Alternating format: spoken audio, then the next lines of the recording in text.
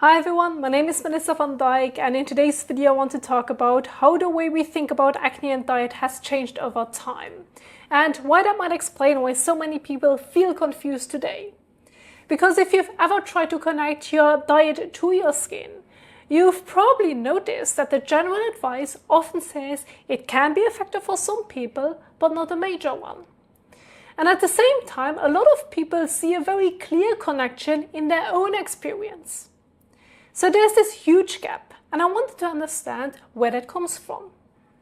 So I started looking into how acne was viewed in the past. And what's interesting is that if you go back to older medical textbooks before around the late 1960s, diet was often considered a part of the picture. It wasn't controversial like it's today. It was just a standard factor among others. But then that perspective shifted. And one example is a set of studies looking at chocolate and acne.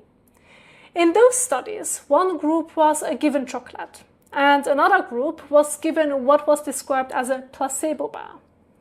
But when you look at how those studies were designed, the placebo bars were neutral. They were loaded with the same ingredients, like sugar and certain fats. So when both groups showed similar outcomes, the conclusion was that diet wasn't the issue.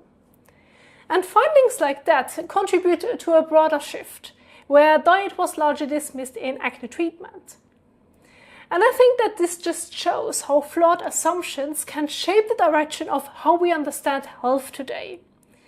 And then, of course, there's also a practical side to this. In medicine, there's a strong focus on things that can be tested in a controlled and consistent way. Topical treatments, medications. These are much easier to standardize and measure. But lifestyle factors like diet are much harder, and I would even say almost impossible, to isolate in a clean study design. So the focus shifted towards what can be tested and sold more easily. And I think that's where the problem started. Because if you're dealing with breakouts, you're often given advice that focuses on what you apply to your skin. But at the same time, many people notice patterns that seem to go deeper than that. And I've experienced that myself. For a long time, I tried to approach things from the outside, focusing on products and routines. But when I started paying attention to what was happening internally, especially with my diet and how my body responded to it, that's when I began to notice much clearer patterns. So the question becomes, are we overlooking the root causes simply because they are harder to turn into a standardized product? Because in real life, things are rarely isolated. It's not just one food or one product. It's patterns, it's combinations, and it's what you do consistently over time. For me, this shift in perspective was actually very helpful.